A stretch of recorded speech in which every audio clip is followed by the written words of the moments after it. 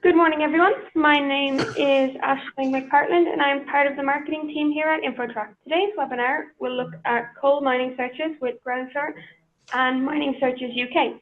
I am joined today by Tom Harvey-James from Mining Searches UK and Daniela Rosa from Groundsure. In this session, we will look at an overview of the coal mining industry, including potential hazards and areas affected by coal mining. Before we begin this webinar, which should take no longer than 30 minutes, I'd like to draw your attention to the box on the webinar software that allows you to ask questions as we go through. Type them here and we'll answer any questions at the end of the session. I will now hand over to Tom and Danielle to present. Thanks very much, Aisling. Just checking to make sure I do have control of the screen, which I do. Great. So thanks everyone for joining us today. We have recently released a Con29M report with our partners at Mining Searches UK, and thought it's pertinent to give you some details on the report, but more importantly, some detail on why they're needed and the history behind mining in England and Wales. So the history of coal mining in the UK has resulted in a potential risk of coal mining related ground subsidence in affected areas. Now, back in 2000, the Law Society produced the Con29M form to assist solicitors in identifying issues relating to coal mining. So Law Society guidance states a Con29M report is a mandatory requirement for property and land purchases in coal mining areas. Now, the Coal Authority owns most unworked coal in former mines in the UK, and part of their public task is to deal with historic liability issues and claims relating to subsidence damage. Now, prior to 2018, the only official Con29M was produced by the Coal Authority, and the Coal Authority remained the authority, and all Con29Ms must use their data. However, their data is now licensed out to allow some competitions. So today, we have Tom Harvey-James from Mining Searches UK, who has kindly offered to run through the following. So we're going to be looking at a brief overview of the coal mining industry from origins to the formation of the Coal Authority, the types of recorded features associated with coal mining, which includes underground coal workings, opencast workings, and mine entries, and areas where there is heightened possibility of unrecorded workings. And we're also going to look at, of course, the search itself. Now, Tom has trained as an archaeologist before he began working at Mining Searches UK in May 2017.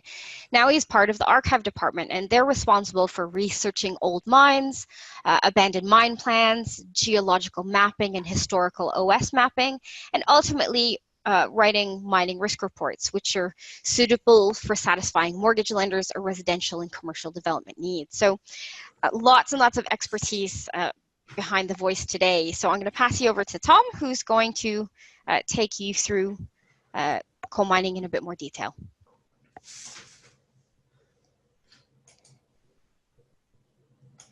Perfect. Thank you very much, Danny. Hi, everybody. I'm Tom Harvey-James, and as Danny said, I'm from the Archive Department in Mining Searches UK. So we're going to start off looking at a bit of the history of coal mining, starting off in its origins. Now, as an archaeologist, I've excavated many prehistoric sites dating to the Neolithic, and when we think of Neolithic mining, it typically the flint mines in Norfolk at Grimes Graves spring to mind, and coal is generally overlooked. However, lots of excavations in the last couple of decades have revealed coal mining going back as far as the Neolithic. There's lots of excavations where archaeologists have found flint tools. They've been carbon dated to that period, and they've been found lodged within coal deposits. And the sorts of workings that you'd be expecting to find at that sort of time would be these drift workings. There's an isometric drawing on the right there, and this would simply be where the coal deposit has become obvious and prominent in, say, a hillside. It would be simply dug out and extracted as best they can by hand until that becomes unstable and the venture would be abandoned.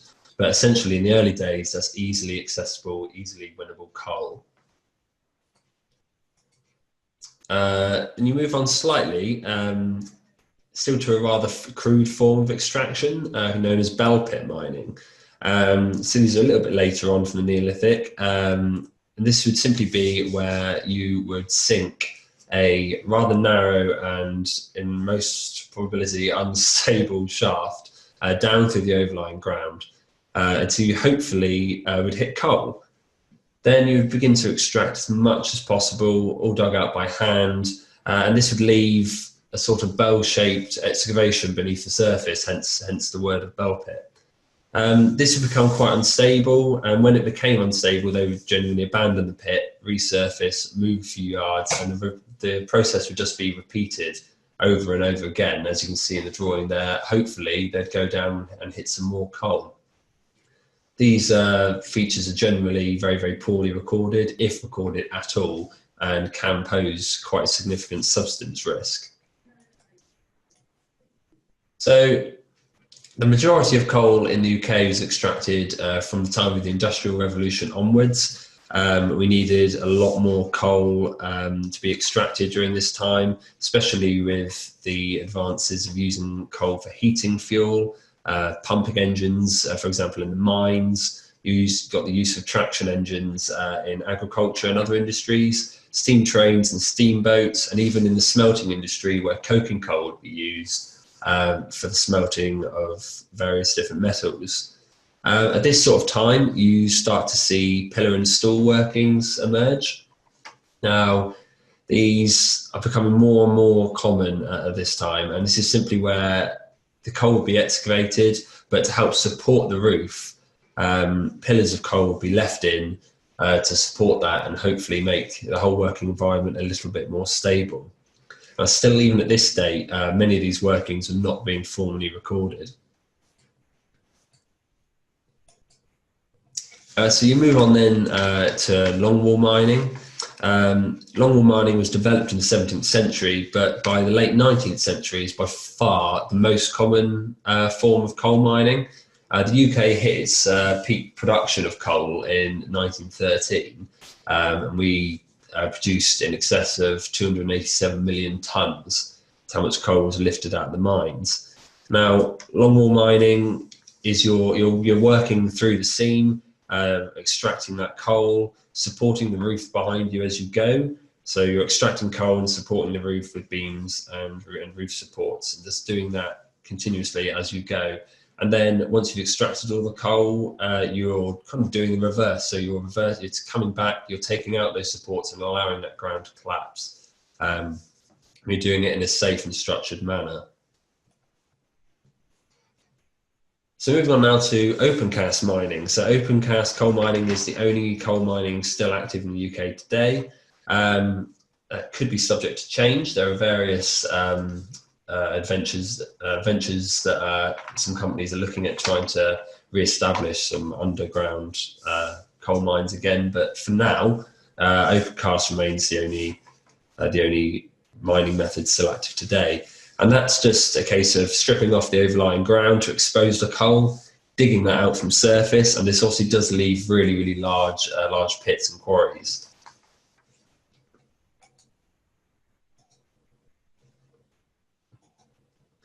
Okay, so prior to 1946, apart from typically during periods of conflict or war, the coal mines have all been privately owned. So in 1946, the government nationalised the coal industry. The National Coal Board was born, and they acquired just over 1,000 collieries for a sum of £165 million. Now, if we adjust that price for inflation to give you a kind of a modern day equivalent, that would be in excess of £6 billion today. And all these collieries are managed by the National Coal Board, and this was seen to be done on behalf of the people. So in 1987, we saw a change of the National Coal Board, becoming the British Coal Corporation. And it was about this time that the coal industry gradually declined. There's just kind of like a natural wind down of the British coal industry. And in 1994, the Coal Industry Act was established and the Coal Authority was born. Now they're a public body that still to this day take on responsibility of most of the country's coal reserves, most of the country's former coal mines, and they're responsible for the hazards relating to past coal mining. Any active coal mines are privatised, and at this sort of time there are only a handful left really at the end of the day anyway.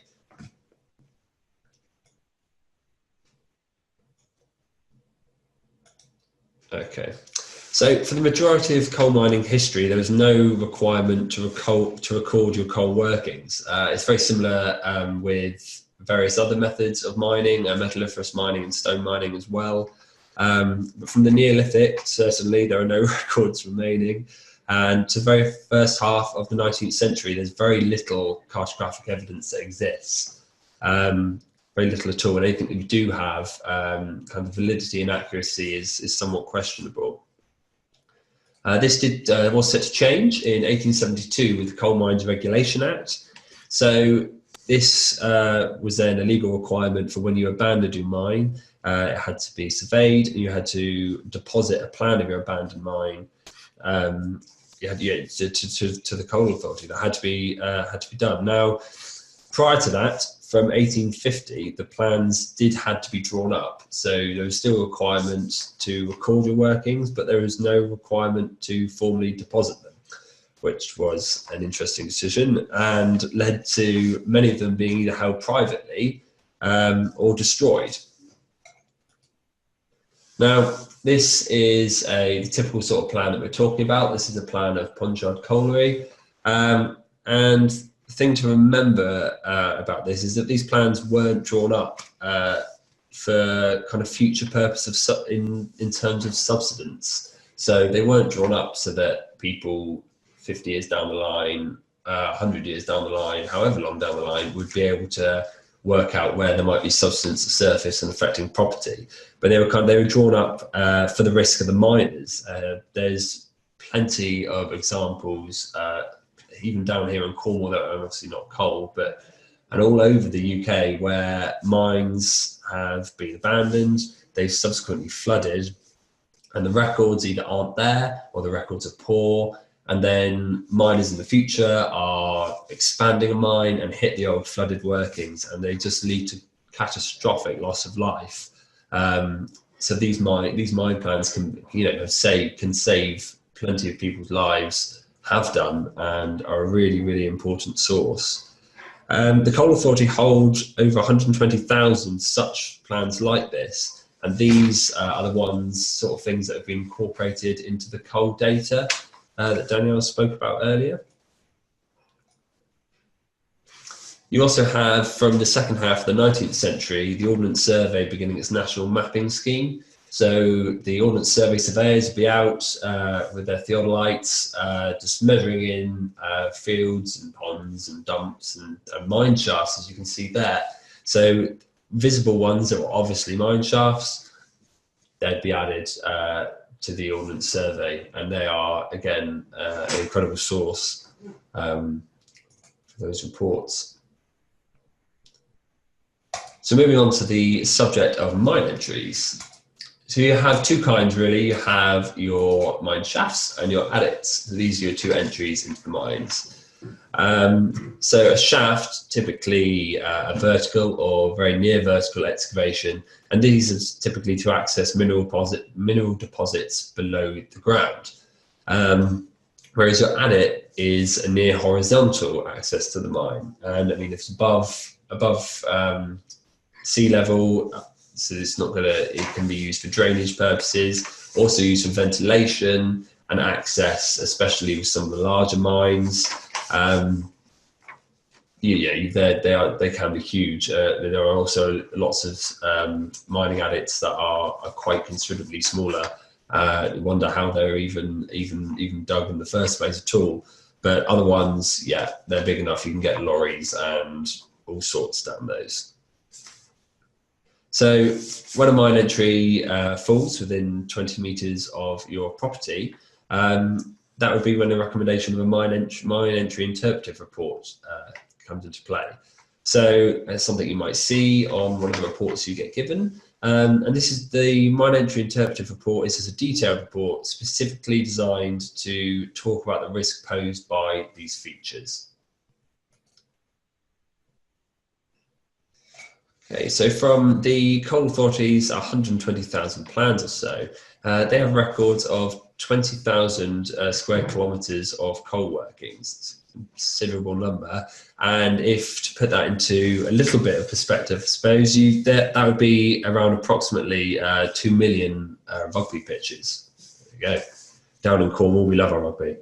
And they've also got 925 square kilometres of shallow coal workings. Now, these are workings that lie at, or are interpreted to lie above 30 metres of depth. There's lots of things to take into consideration with these workings. Things different due to the thickness of the seam, the overlying strata, how sufficient that is. And you've got to take all these things into consideration when trying to mitigate and prevent settlement at surface. Okay, so in our experience, one of the most commonly asked questions relate to probable coal workings. Now, the coal authority's coal crop data includes 39,000 kilometres of coal crops. That's approximately the circumference of the Earth. And what a coal crop essentially is, you can see in that photo there. So a coal crop is essentially where coal is accessible at surface. So the big black markings in the ground there, which you can see, is the coal deposit, and you can see that it comes right up to surface at kind of the top right corner of that photo. Now, in the early days when we were talking about like the bell pits and the early Neolithic extraction, this is really easily accessible coal. You don't have to go very deep to get it, and there's no need for some tunnels and drainage adits and shafts. It's all very easily accessible. Now, the fact that it's easily accessible would suggest that there is a possibility, it just increases the possibility of workings at surface or at a very shallow depth. And typically, if there are these workings, they are earlier, older, and therefore there's a possibility they're not recorded anywhere. And that's where it's just a bit of added risk with those. So it's just easier to promote a bit of caution there. So if a property is affected by coal mining subsidence damage, the property will benefit from the protection of the Coal Subsidence Act in 1991. So this was amended in 1994 and is, for a bit of evidence, the impact of ongoing settlement. The Coal Authority have paid out since 1994, £130 million has been paid out to deal with subsidence issues.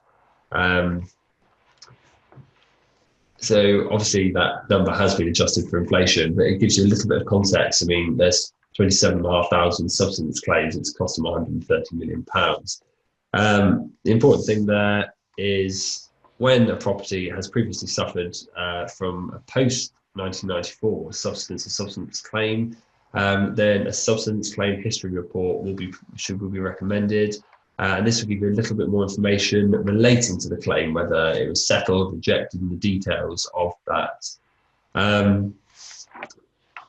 So when subsidence occurs, the important thing to remember is it doesn't just affect the area directly above the workings. It can also affect what we call a wider zone of influence. So you might come across in one of your reports the term, the property lies within the potential zone of influence of a recorded working. Now, the drawing on the right-hand side, I'll explain that a little bit easier, in fact, in the sense that you can see the void in the coal deposit there, and the white line is showing the area of workings. Now, if that was to collapse, what we're showing is the fact that a larger area of ground at the surface will be affected by that collapse. There's just something there to bear in mind. But as I say, you can get the subsidence claims history report should a property have post-1994 subsidence.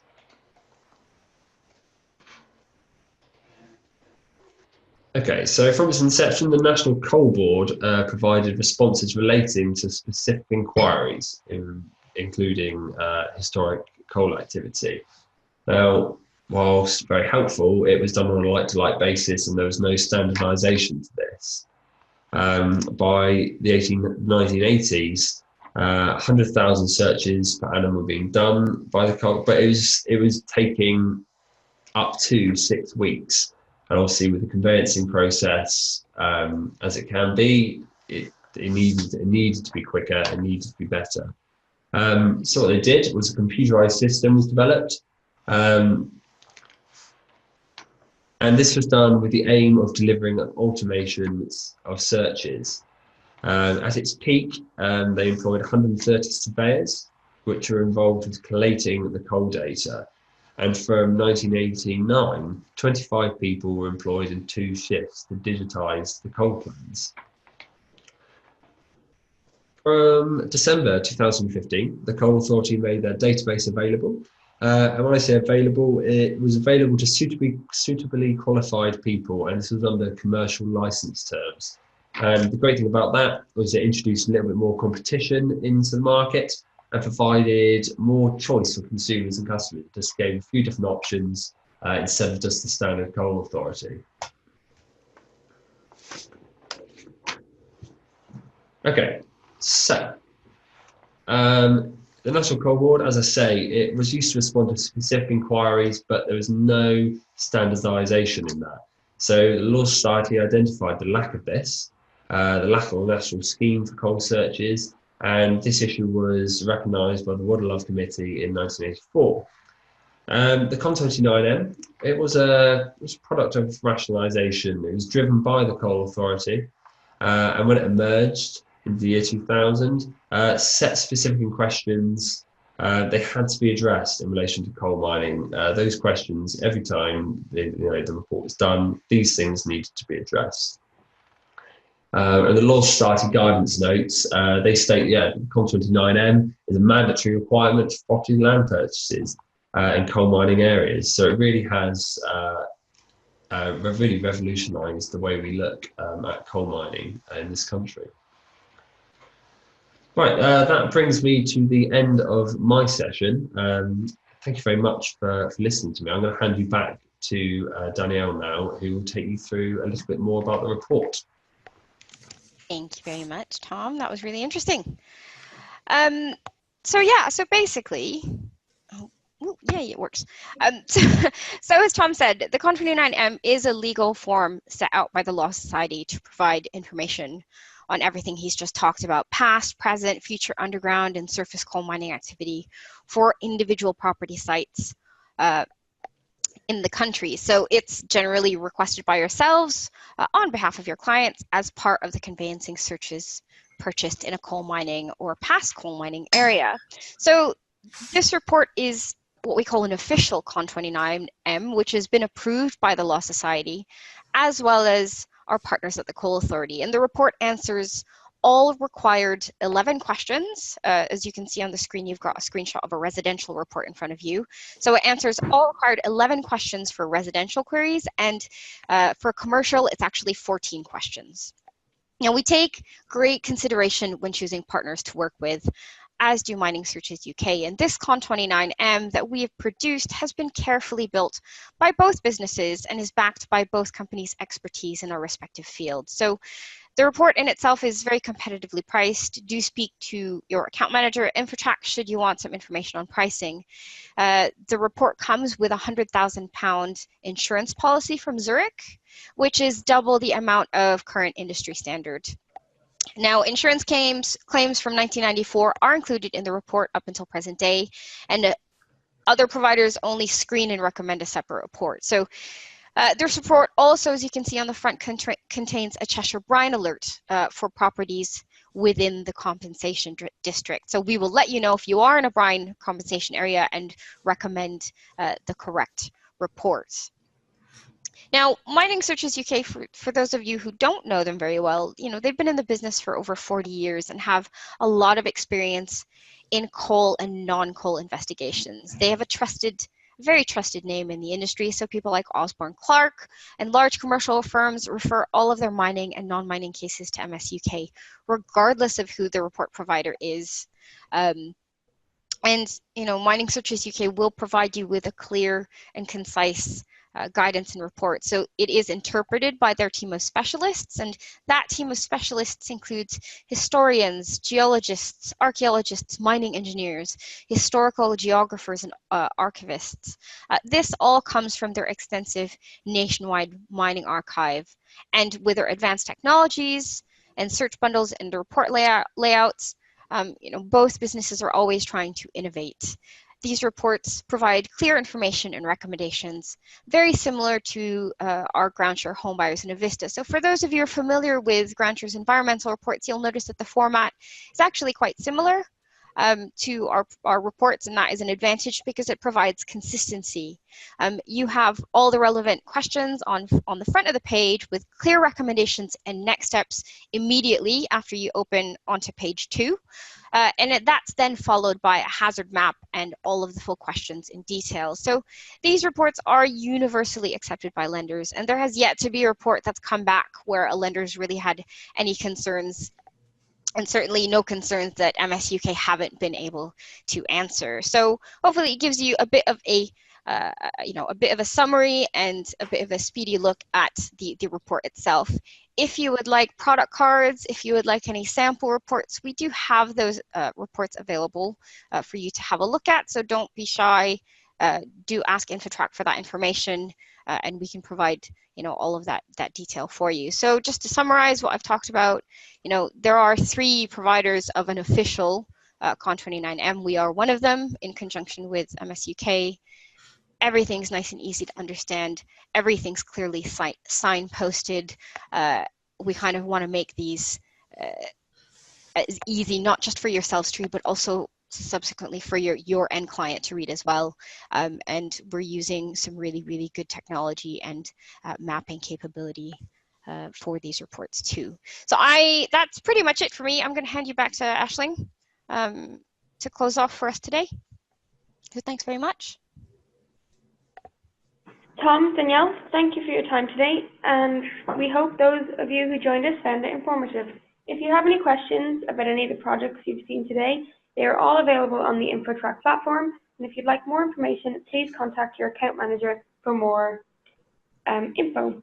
Thank you, and we look forward to welcoming you to another webinar soon. Thank you. Thank you.